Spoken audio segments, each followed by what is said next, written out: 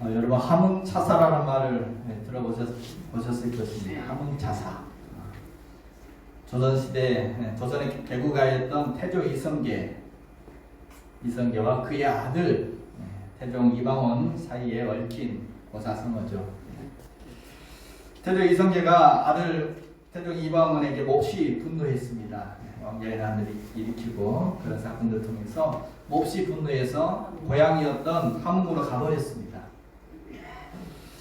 그러자 어떻게 하든지 이 선왕 아버지의 그 사망의 마음을 돌이키고 돌아오게 하려고 사신을 계속 보내죠. 차사를 계속 보냅니다. 그런데 이거 어찌 되는지 함흥에 간 사람은 가기만 하면 돌아오지를 않습니다. 계속 보내는데 가는 쪽 이성계가 죽이거나 또 감옥에 가두거나 해서 돌아오지를 못합니다. 그 이야기에서 얽힌 고사성어죠. 함흥에 간 차사들이 돌아오지 않는다. 함흥차사. 그래서 우리가 무슨 소식이 깜깜무소식일 때 이 고사성어를 간혹 쓰기도 합니다. 오늘 본문의 이야기가 바로 이런 함흥차사와 같은 그런 내용의 이야기를 우리가 보게 되어집니다. 포도원 주인이 포도원 소작하는 농부들에게 자기 종들을 보내는데 계속 보내고 또 보내고 또 보내는 이야기가 오늘 본문의 내용입니다. 여러분 지난주에 이야기가 기억나십니까? 지난주에 예수님께서 예루살렘에 들어갔을 때 종교 지도자들이 못마땅해서 무슨 권위로 이런 일 하느냐? 너에게 이 권세를 준 사람이 누구냐? 이것을 따져 물으면서 시비 걸었던 내용이 지난주 내용이었죠. 오늘 본문은 바로 그 자리에서 했던 이야기입니다. 바로 이어지는 이야기입니다. 바로 그 자리에서 그 무슨 권위로 이런 일을 하는지 예수님께 따져 묻는 그 종교 지도자들 들으라고 하셨던 비유의 말씀이 오늘 본문의 이야기입니다. 포도원 농부의 비유. 내용은 간단합니다. 이런 내용이죠. 한 사람이 포도원을 잘 만들어서 그것을 농부들에게 새로 주고 소작으로 주고 멀리 떠났습니다. 그리고 이제 몇 년이 지나서 이제 포도를 거둘 때가 되었을 때 약속한 대로 수확의 일부를 새로 받기 위하여 종을 보내었습니다. 농부들에게 종을 보냈는데 그런데 농부들은 주인이 보낸 종들을 때리고 빈손으로 돌려보냅니다. 이런 일이 3번이나 반복되어졌죠. 3번이나 반복된 이후에 급기야 주인은 이제 마지막으로 자기 아들을 보내게 됩니다. 자, 내 아들은 그래도 농부들이 존경할 것이다, 존중해 줄 것이다 기대하면서 보냈는데 그런데 어떻게 됩니까? 농부들은 그 포도원을 자기들 걸로 차지하고자 이 상속자였던 이 아들을 급기야 죽이고 말았다. 그래서 결국 주인은 이 악한 농부들을 멸하고 포도원을 다른 사람들에게 내주게 되었다는 그런 내용의 비유입니다. 예수께서 그 예루살렘에서 그 종교 지도자들, 그 못마땅해 하는 그 종교 지도자들 앞에서 지금 이 비유의 말씀을 하신 것입니다. 이 비유를 하신 것입니다. 무슨 내용입니까? 들으면 그냥 이해가 되시죠? 오늘 비유는 굉장히 심플합니다. 내용이 어렵지 않습니다. 예수님이 하셨던 많은 비유들, 대부분 많은 비유들은 또 어렵게 됐죠. 그래서 제자들이 나중에 무슨 뜻입니까? 라고 물어보고 예수님께서 따로 제자들에게 해석도 해주시고 이렇게 하셨지만 오늘 본문의 비유는 굉장히 간단합니다. 여러분 비유에 나오는 포도원 주인은 누구를 비유한 걸까요? 포도원 주인은 하나님을 상징하는 거죠. 그러면 농부들은 누굴까요? 이스라엘 백성들. 구체적으로 말하면 지금 따지고 있는 그 종교 지도자들 들으라고 하는 소리죠. 그들을 비유한 것이라 할 것입니다. 그러면 주인이 계속 세를 받아오라고 보냈던 그 종들은 누굴까요? 1, 2, 3 번이나 보냈는데 계속해서 보냈던 이 종들은 구약시대에 나오는 그 수많은 선지자들, 하나님이 계속 보냈던 그 선지자들을 말한다고 할 것입니다. 이사야, 예레미야, 엘리야, 호세야 이런 선지자들을 계속 이스라엘 백성들에게 보냈죠. 그리고 그렇다면 마지막에 보냈던 그 주인의 아들, 그 주인의 아들은 누굴까요? 예수. 예, 우리도 다 알죠. 비유 내용이 너무 쉬워요. 우리도 다 알아요. 딱 보면은 이 아들은 하나님의 아들이신 예수님이시구나. 하나님이 마지막에 예수 그리스도까지 보내주셨죠. 여러분, 하나님은 이스라엘 백성들에게 바로 이 이스라엘 백성들에게 하나님의 나라를 맡겼습니다. 하나님의 언약을 맡겼습니다. 선한 열매를 기대했습니다. 그리고 계속해서 선지자들을 보내셔서 그들에게 하나님의 뜻을 알려주시고 하나님의 뜻대로 살아갈 수 있도록 그들을 가르쳐 주셨습니다. 그런데 이스라엘 백성들은 그들의 역사를 보면 어떻습니까? 이스라엘 백성들은 계속해서 하나님의 뜻을 거역하죠. 하나님이 보내셨던 그 선지자들을 계속해서 핍박하고 죽이고 그렇게 했습니다. 그리고 마지막에는 하나님의 아들 예수 그리스도까지 보내주셨지만 예수 그리스도를 십자가에 죽게 하죠. 여러분, 이 비유를 통해서 주님은 많은 것들을 지금 우리에게 말씀해 주고 있는데, 이 비유를 통해서, 오늘 이 비유를 통해서 주님은 먼저 예수님 자신이 누구인지를 지금 분명하게 알려주고 있습니다. 무슨 권세로 이런 일을 하냐? 너 누구냐? 라고 따지는 그들에게, 오늘 그 종교 지도자들에게 주님은 무슨 권세로 이런 일을 하시는지 분명하게 이 비유를 통해서 대답해 주고 있습니다. 예수님이 누구라는 것입니까? 바로 예수님의 아들이라는 거죠. 예수님이 바로 하나님이 보내신 그 아들이신 것을 이 비유를 통해서 말해주고 있습니다.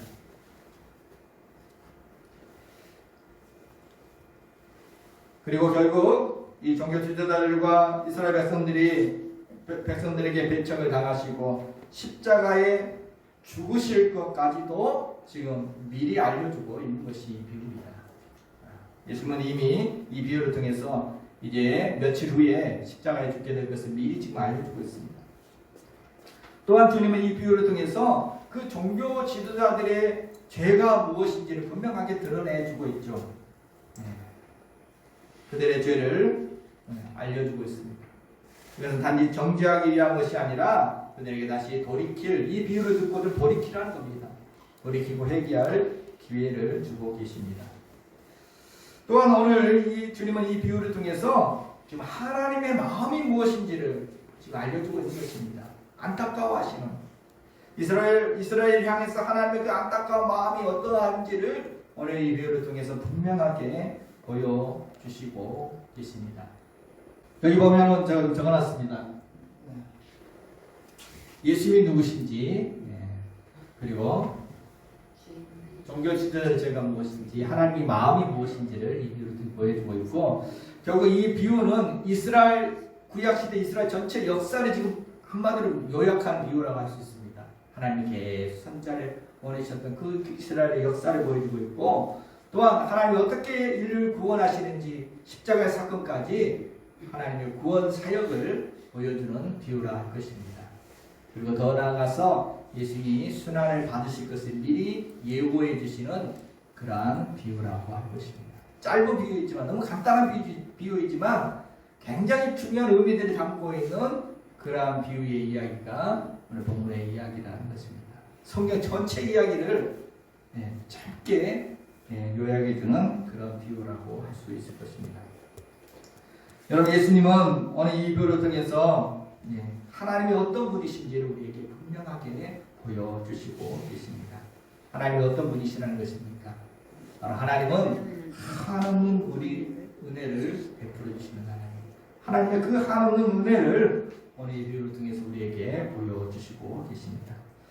오늘 보면은 포도원 주인의 그 은혜로운 모습과 또 반대로 그 농부들의 그 배은망덕한 모습이 너무나 대조되어서 나타내주고 있습니다.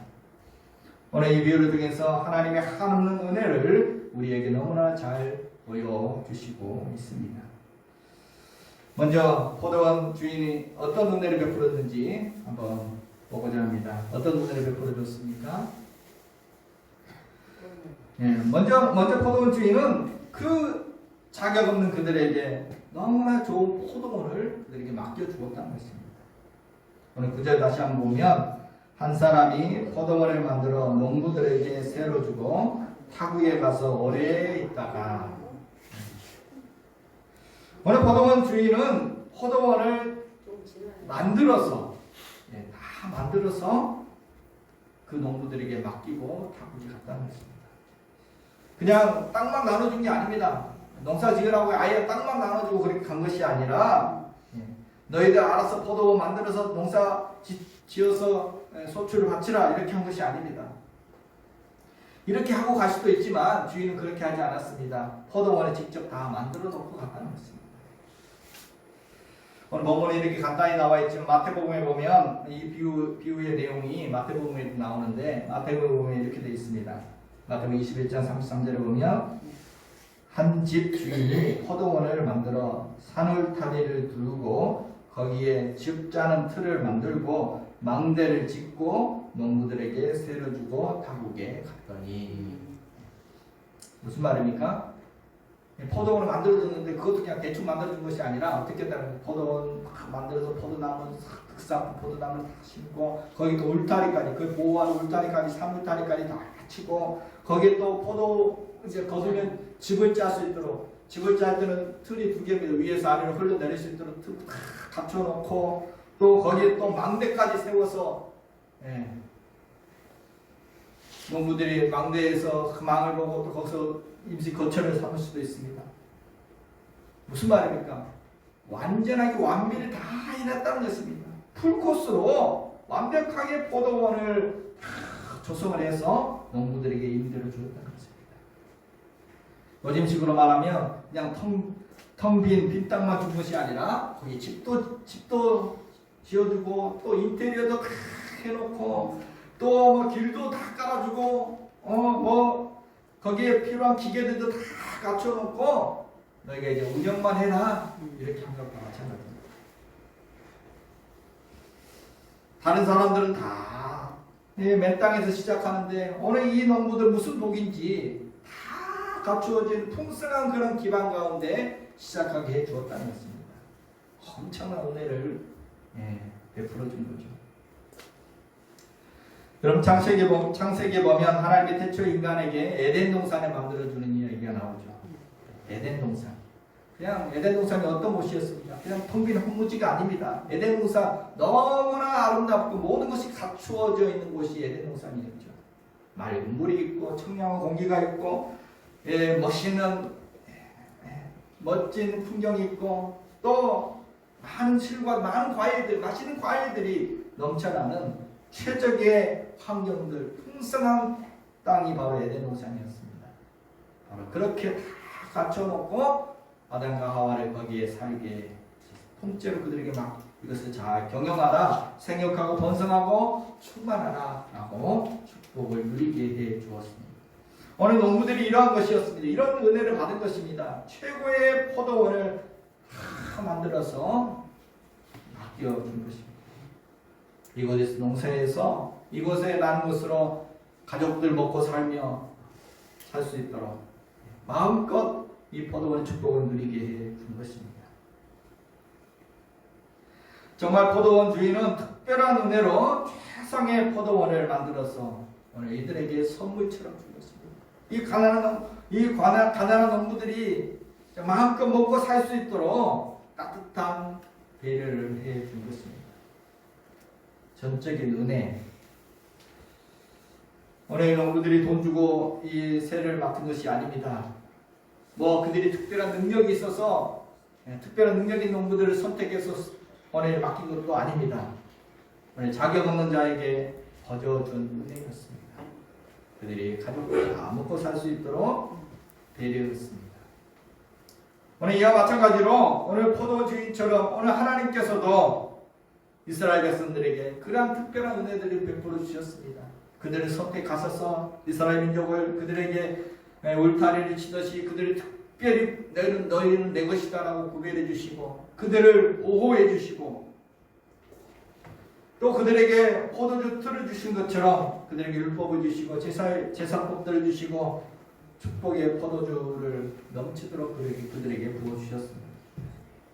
또 그들에게 성전을 주셔서 망대를 세워서 그 성전 안에서 하나님의 사랑과 은혜를 누리며 살아갈 수 있게 해 주셨습니다. 하나님께서 바로 이스라엘 백성들에게 이러한 은혜들을 베풀어 주신 거죠. 그래서 오늘 포도원을 농부들에게 임대하면서 언약을 세웠겠죠. 계약을 맺었겠죠. 그런 것처럼 하나님이 이스라엘 백성들에게 언약을 맺었습니다. 너희가 이 말씀대로 이 율법을 따라 살아간다면 내가 너희들을 끝까지 보호하고 축복해 주겠다는 그런 약속을 해주셨죠.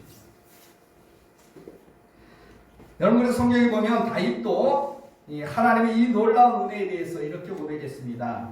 사무엘하 7장 18절을 보면 같이 한번 보겠습니다. 다윗 왕이 여호와 앞에 들어가 앉아서 이르되 주 여호와여 나는 누구이오며 내 증은 무엇이기에 나를 여기까지 이르게 하셨나이까. 아멘. 다윗이 아무리 생각해봐도 이해가 안 된다는 것입니다. 아니 내게 베풀어 주신 하나님의 은혜가 이해가 안 됩니다. 내가 누구이기에 내가 누구라고 이런 은혜 주십니까? 자격 없는 저에게 이런 은혜를 베풀어 주십니까? 이해가 안 되지 않습니다. 아니 내 집이 무엇이기에 우리 집안이 무슨 집안이라고 이 왕의 가문으로 선택해 주셨습니까? 아니 보잘것없는 우리 집안에 베풀어 주신 하나님의 그 은혜가 너무너무 놀랍습니다. 도저히 이해가 되지 않습니다. 이해할 수 없는 하나님의 은혜. 오늘 우리에게 베푸신 하나님의 은혜가 바로 이런 은혜인 줄로 믿습니다. 아멘. 이해할 수 없는 놀라운 은혜를 베풀어 주셔서 자격 없는 자를 하나님의 자녀로 선택하여 주셔서 하나님의 나라를 누리며 살아갈 수 있도록 이 놀라운 은혜를 베풀어 주셨습니다. 그래서 은혜를 선물이라고 표현하죠. 선물은 내가 값을 치르고 얻은 것이 아닙니다. 값없이 받은 것입니다. 주는 사람의 마음이 담겨 있는 것이 바로 선물이죠. 바로 하나님께서 바로 값없이 우리에게 선물로 은혜를 주셨습니다. 하나님의 마음을 담아서 그 사랑의 마음을 담아서 우리에게 조건 없이 주신 것이 바로 하나님의 은혜입니다. 그래서 야고보서 1장 7절에 같이 한번 보겠습니다. 온갖 좋은 은사와 온전한 선물이 다 위로부터 빛들의 아버지께로부터 내려오니 원하니. 아멘. 비가 하늘에서 내려온 것처럼 온갖 좋은 은혜들이 한없이 하나님께로부터 우리에게 내려온다. 누가 주신다? 빛들의 아버지, 우리 아버지 하나님께서 우리에게 이러한 은혜들을 내려주신다 라고 고백합니다. 여러분 은혜를 많이 받으셨습니까? 나는 이것도 없고 저것도 없고, 옆에 있는 사람 포도가 좋아 보이는데 비교하면서 혹시 투덜들고 있지는 않습니까? 한번 생각해 보십시오. 처음 하나님을 만났을 때 그때를 기억해 보십시오. 아무 자격 없는 자에게 이렇게 귀한 포도를 맡겨주신 것. 그때부터 지금까지 하나님이 얼마나 많은 은혜와 축복을 우리에게 부어주셨는지 한번 생각해 보십시오.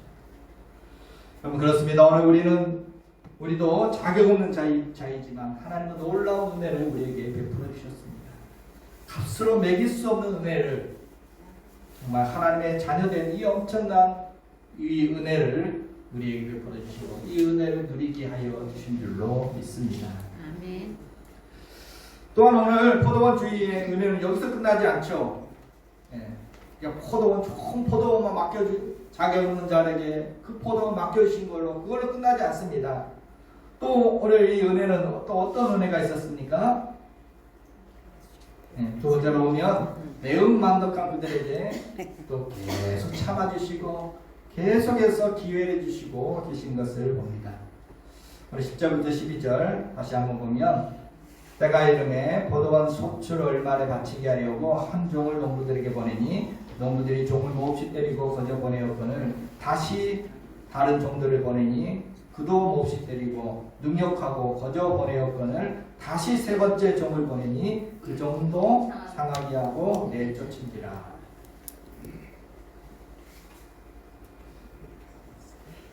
여러분 주인은 그렇게 농부들에게 은혜를 베풀어 줬건만 그렇게 좋은 포도원을 다 갖추어서 다 만들어서 그냥 경영만 하라고 이걸 가지고 가족들 먹고 살라고 이렇게 다 맡겨줬는데, 그런데 오늘 농부들은 어떻습니까? 주인의 그 은혜에 보답하기는커녕 오히려 배은망덕한 태도로 나오게 되죠.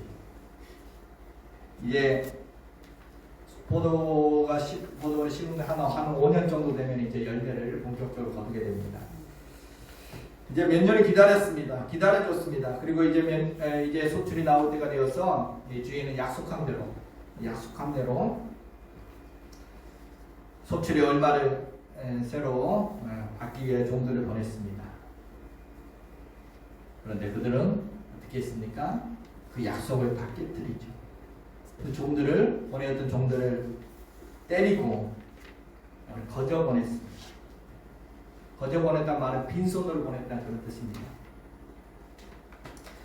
그리고 오늘 농부들의 이 행동은 점점 더 거칠어집니다. 처음 보냈던 종들은 그냥 때리고 거저 보냈다라고 되어 있는데 두 번째 보낸 종들은 어떻게 했습니까? 또 몹시 때리고 능욕까지 했다는 것은 욕을 보였다는 것입니다. 조롱하고 능욕까지 했습니다. 그리고 세 번째 보낸 종은 상하게 했다는 것은 중상을 입히고 내쫓았다는 이 단어도 밖에 내던졌다는 것입니다. 점점 행동이 더 거칠어지고 있습니다. 여러분, 종은 주인을 대신해서 온 사람들입니다. 이 종들을 능욕했다는 것은 다시 말하면 그 보낸 주인을 능욕하는 것이죠.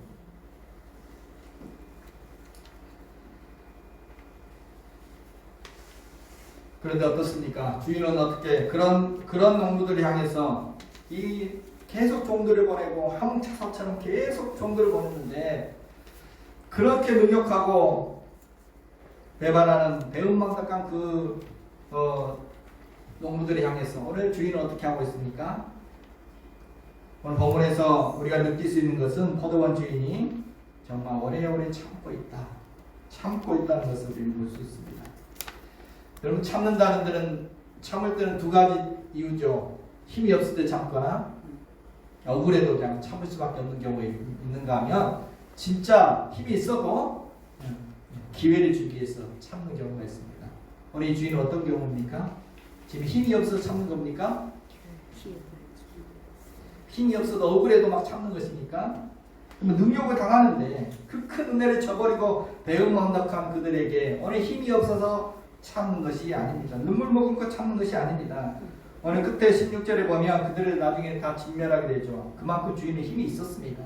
그럼에도 불구하고 또 참고 다시 보내고 또 참고 다시 보내고 했던 것입니다. 계속 참고 다시 기회를 주고 다시 기회를 주는 것입니다. 열매를 맺을 때까지 기다려 주었고 또 오래 참아주고 또 돌이킬 수 있는 기회를 주고 있습니다. 하나님의 그 자비로우신 모습을 보여줍니다. 참고 기다려주고 또 기회를 주시는 하나님의 자비의 모습을 오늘 이 주일을 통해서 보게 되어집니다. 이것은 사람의 인내로 이렇게 할 수 없습니다. 하나님의 그 오래 참으심을 우리에게 보여주고 있습니다. 여러분, 이스라엘 역사가 그랬습니다. 구약 성경 이스라엘 역사가 바로 이런 하나님의 오래 참고 또 다시 기회를 주시고 이런 내용이 구약의 전체 내용입니다. 하나님은 그들 계속해서 하나님과 언약을 계속 깨뜨렸죠. 하나님이 약속했던 그 언약을 계속 깨뜨렸습니다. 그럼에도 불구하고 그 배은망덕했던 이스라엘 백성들을 하나님은 저버리지 아니하시고 또 그들에게 종을 보내주시고 선지자를 보내주시고 선자를 보내주시고 세 번만 보낸 게 아닙니다. 이스라엘 역사 수많은 선지자들을 계속해서 보냈습니다. 1년이 아닙니다. 몇백 년 동안 하나님은 계속해서 선지자를 보내셨습니다. 여러분, 성경에 3이라는 숫자는 완전 숫자입니다. 3 완전 숫자입니다. 그래서 단지 3명만 보냈다는 것이 아니라 이것은 하나님이 포기하지 않으셨던 그 하나님의 완전한 사랑을 지금 의미하고 있는 것입니다.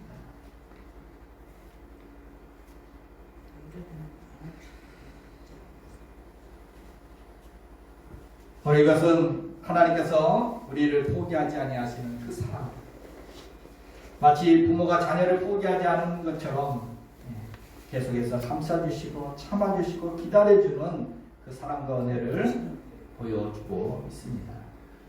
마찬가지로 하나님 끊임없이 배은망덕한 오늘 우리를 향해서도 포기하지 않은 사랑으로 오래 참아주시고 또 돌이킬 수 있는 기회를 주시며 기다려 주시고 계신 줄로 믿습니다.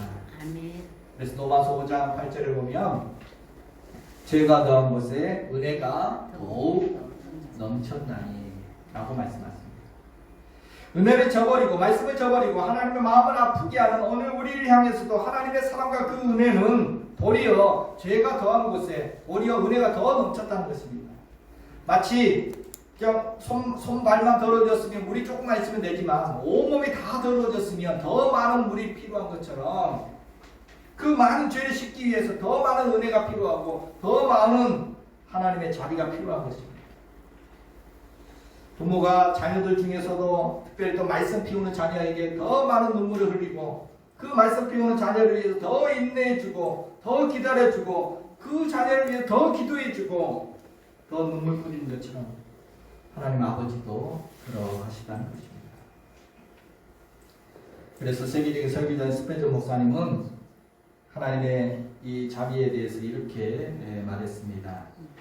우리의 죄들이 가득한 산들 위에는 하나님의 자비의 홍수가 넘친다.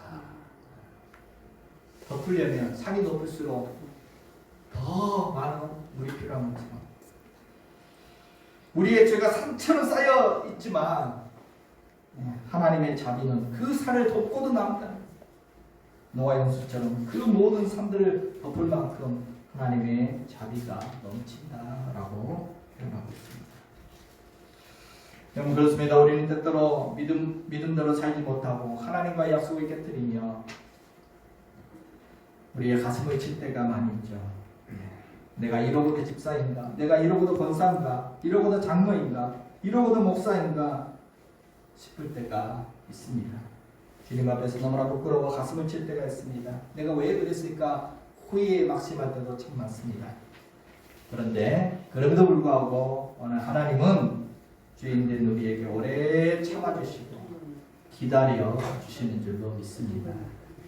그럼에도 불구하고 하나님은 허물 많은 우리에게 한없는 은혜를 베풀어 주시는 하나님이신 줄로 믿습니다. 아멘. 배은망덕한 은혜를 저버리는 오늘 우리에게도 다시금 돌이킬 수 있도록 계속해서 기회를 주시고 계신 분이 우리의 하나님, 자비의 하나님이신 줄로 믿습니다. 아멘. 또 포도 주인의 모습을 통해서 이 하나님의 모습을 우리는 보게 되어집니다. 그런데 오늘 또 이 포도원 주인의 은혜는 여기서 끝나지 않죠. 포도원 주인의 은혜는 또 어디까지 나갑니까? 또 어떤 은혜까지 보여주고 있습니까? 심지어 그런 원수 같은 죄인들을 향해서 자기 아들까지 내어주고 있는 것을 봅니다. 오늘 13절부터 15절에 보면 포도원 주인이 이르되 어찌할까 내 사랑하는 아들을 보내리니 그들이 혹 그는 존대하리라 하였더니 농부들이 그를 보고 서로 운운하여 이르되 이는 상속자니 죽이고 그 유산을 우리의 것으로 만들자 하고 포도 밖에 내쫓아 죽였느니라. 그런즉 포도원 주인이 이 사람들을 어떻게 하겠느냐. 어찌할까. 그럼 이 단어가 주인의 마음을 보여주는 거죠. 어찌할까. 포도원 주인은 고민이 있습니다. 이 악한 농부들을 어찌할까. 계속 종들을 보냈더니 이렇게 때리고 죽이고 능욕하고 이 악한 농부들을 어찌할까.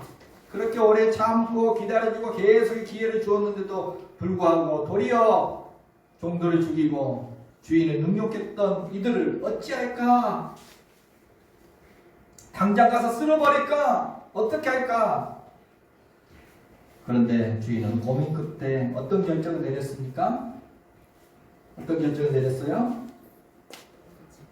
내 아들을 보내자. 최후의 방법으로 자기 아들을 보냈습니다. 내 사랑하는 아들. 어떤 아들? 사랑하는 아들. 귀한 아들. 내 사랑하는 아들을 보내자. 이 사랑하는 아들을 그 험지로, 그 사지로 보내었습니다. 예수님인데. 이것이 하나님의 사랑이죠. 그들이 혹 그는 존대하리라. 주인의 기대가 있었습니다. 이 주인의 기대였습니다.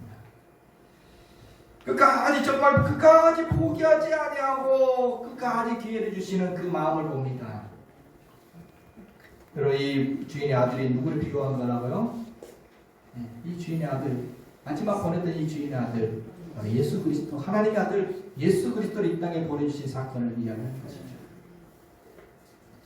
히브리서 1장 1, 2절에 보면 이것을 이렇게 표현했습니다. 옛적의 선지자들을 통하여 여러 부분과 여러 모양으로 우리 조상들에게 말씀하신 하나님이 이 모든 날 마지막에는 아들을 통하여 우리에게 말씀하셨으니 이 아들은 만유의 상속자로 세우시고 또 그로 말미암아 모든 세계를 지으셨다.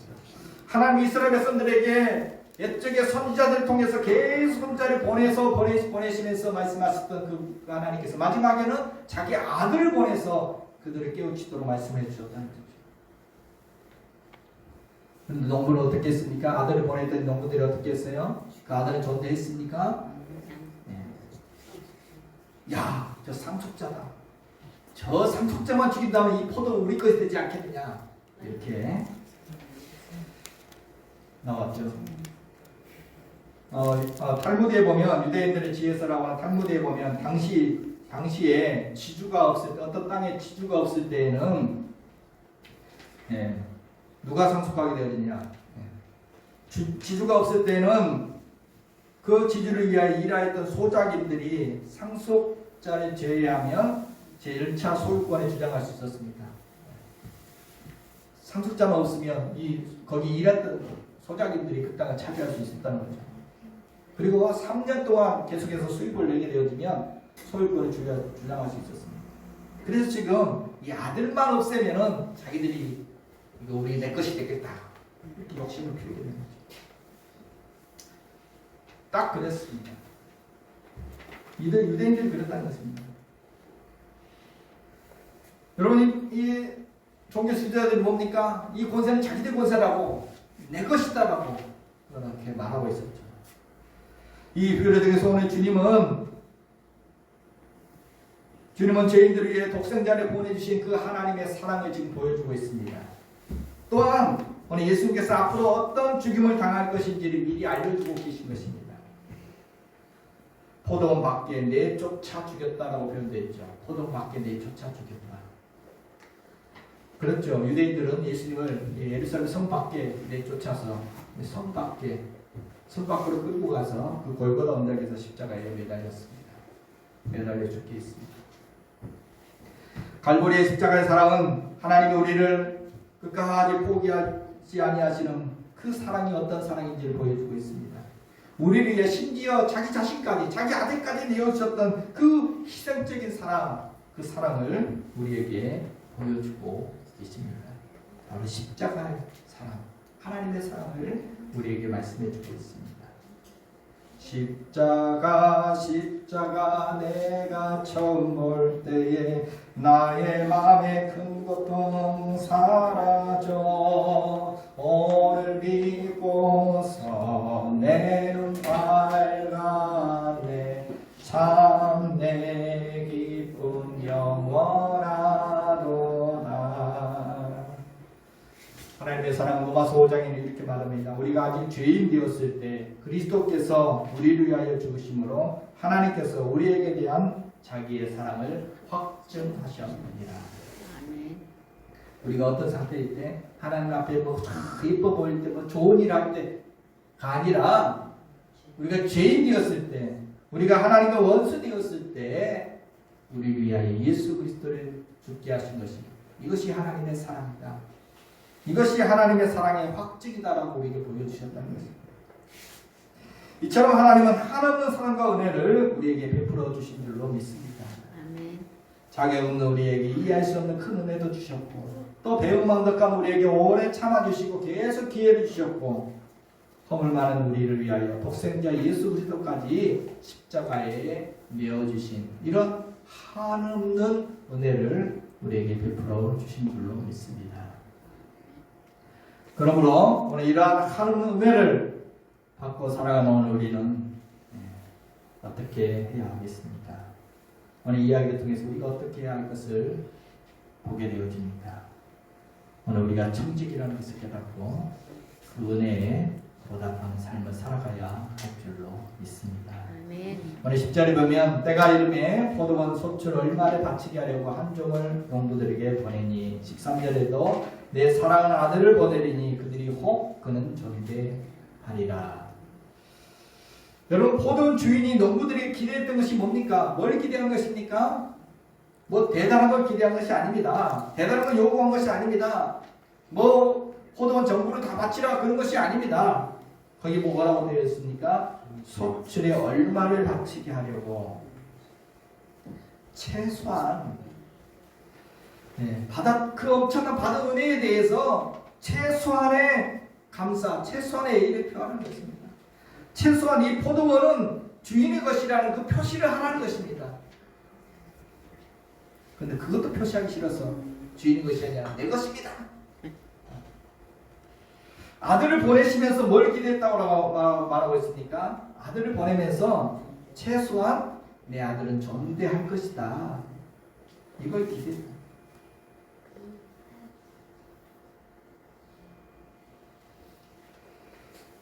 존대한다는 이 단어를 보니까 뭐 극존칭을 의미하는 단어가 아닙니다.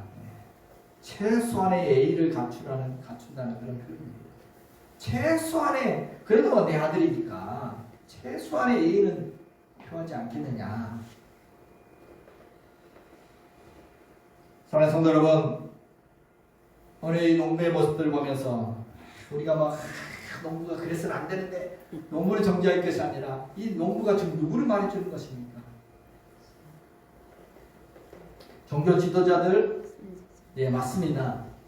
그런데 저는 이 비유를 보면서 묵상하면서 혹시 내 모습이 이 농부의 모습은 아닌지, 때로 오늘 우리의 모습이 우리 이 농부와 같지 않은지 이런 생각을 지울 수가 없습니다. 하나님이 우리에게 주신 그 엄청난 은혜들, 그것이 다 하나님이 주신 은혜라고 생각하지 않고 내 거야, 내가 한 거야, 꼭 그러고 있지는 않은지,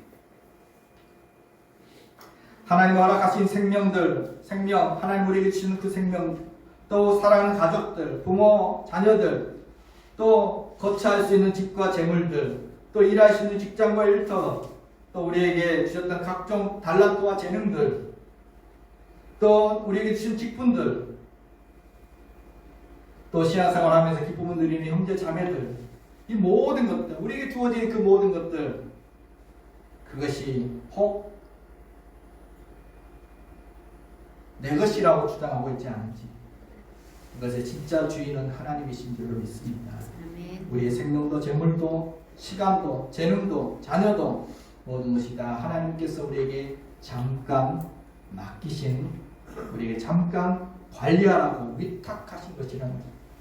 오늘 우리는 이 맡은 자, 이 청직이라는 것을 잊지 말아야 할 것입니다. 아멘. 내가 내 삶의 주인이 아니라 정말 내가 내 삶의 주인이다. 내 모든 것은 다 내 거야. 내 노력하고 내가 땀 흘려서 번 내가 노력해서 얻은 거야.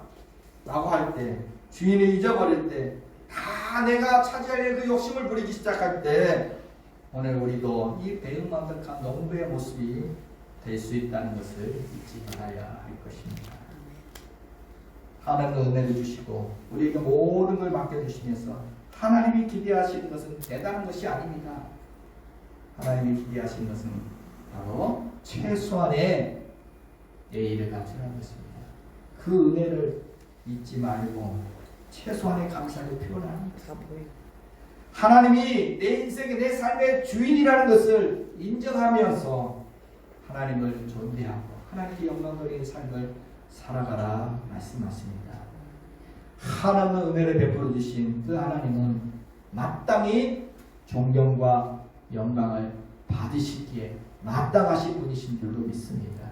아멘. 우리는 내 삶의 주인이 하나님이시라는 사실을 잊지 아니하고 모든 것은 나는 맡은 청직이라는 사실을 잊지 않고 하나님이신 그 은혜에 보답하며 영광을 돌리는 삶을 살아가야 할 줄로 믿습니다. 아멘. 말씀을 정리합니다. 오늘 주님은 오늘 이 포도원 농부의 비유를 통해서 한없는 하나님의 은혜를 우리에게 보여주셨습니다. 자격 없는 자에게 이해할 수 없는 큰 은혜를 주셨고 배은망덕한 자에게 오래 참아주시고 기다려주시고 또 기회를 주시는 하나님, 더 나아가 죄인된 우리를 위하여 자기 아들까지 내어주신 하나님의 그 사랑과 은혜를 우리에게 보여주십니다.